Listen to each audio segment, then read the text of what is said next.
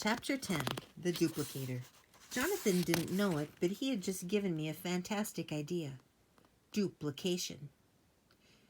Deep down, I was feeling a little nervous about going to a strange planet. The inhabitants might be warlike. They might be as peaceful as toadstools. Heck, they might even be toadstools. But what if I didn't like them? What if they were boring or so smart I couldn't understand what they were talking about? Or what if I found a planet that I liked? Nice mountains, green trees, good volcanoes, but no people. After a while, even I, the great me, might get a little lonely. But not if I had other me's to talk to. The solution was obvious. Duplicate myself. What I needed was a machine that could instantly create an actual duplication of a human being. Brilliant, don't you agree? Just think about it. Even if I landed on a planet with some interesting people, I'd still want a dozen or so me's around. I mean, who wouldn't? I have to admit, if Jonathan hadn't said what he did, I never would have come up with the idea of duplication. But having an idea was one thing. Actually designing and building a duplicator was another. This was my toughest challenge yet.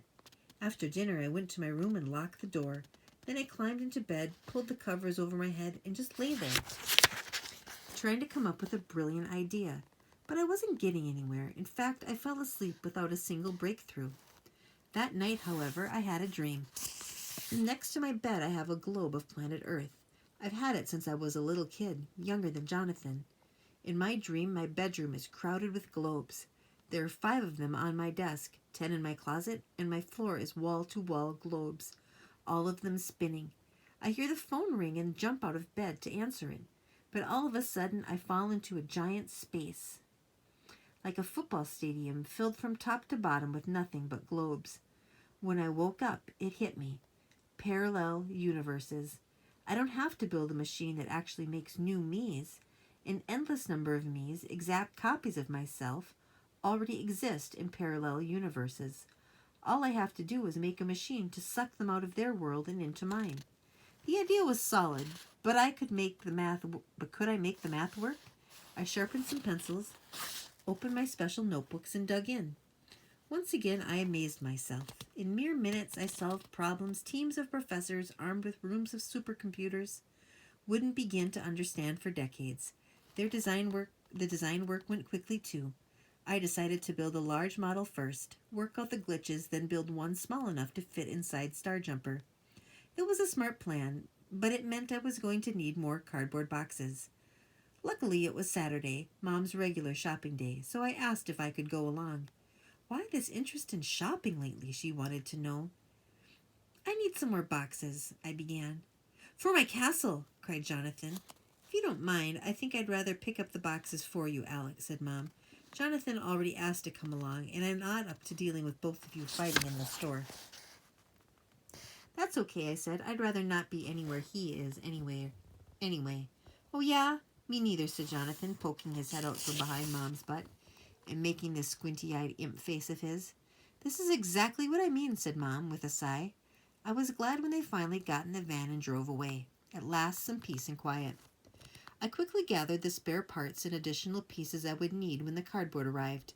Then, for a reward, I went into the kitchen and made myself a peanut butter and grape jelly sandwich. As I ate my sandwich, I looked out of the kitchen window and watched a chickadee and a nuthatch fighting over birdseed at the feeder. What bird brains! If only they got along and took turns, they'd each get a lot more to eat. I made a mental note to look into the problem and see what I could invent for them someday. Then I remembered that I wasn't going to be around here much longer, and that made me feel kind of sad. To cheer myself up, I took my snack into the living room and turned on some cartoons. The old ones are my favorites. As I sat there watching, I couldn't help but wonder if somewhere out there in the galaxy I'd find a planet with cartoons as good as Daffy Duck and Bugs Bunny. Finally, Mom pulled in and beeped her horn to let me know she needed help carrying in the bags. When I got out to the driveway, she was bent over the back seat, trying her best to wake up Jonathan. Come on, sweetie, she said as she unbuckled his seatbelt. Wake up, we're home now. If it were me, I'd leave Sweetie in the car for the rest of the day. Jonathan was mumbling. No, slimy slugs, get away from me. Can you make out what he's saying, Alex? Asked Mom. He's been mumbling in his sleep all the way home.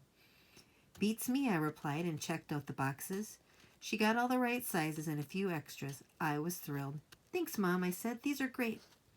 By the time my mom and I carried in the groceries, Jonathan was wide awake and beginning to help put things away, and begging to help put things away. Of course he wasn't much help. The ice cream doesn't go in the cupboard, Flea Brain, I said. It goes in the freezer. But it's easier to reach down here, Jonathan insisted. When the groceries were put away, I stacked the boxes, one inside the other, and started up to my room. Oh, Alex, my mom stopped me on the stairs. I was wondering if you could do me a favor. I tried not to roll my eyeballs because I know it annoys her, but I couldn't help it. What? I said, and put down my boxes. Could you be a good big brother and watch Jonathan while I catch up on my email? She asked. I hate it when he does that. I hate it when she does that good big brother thing.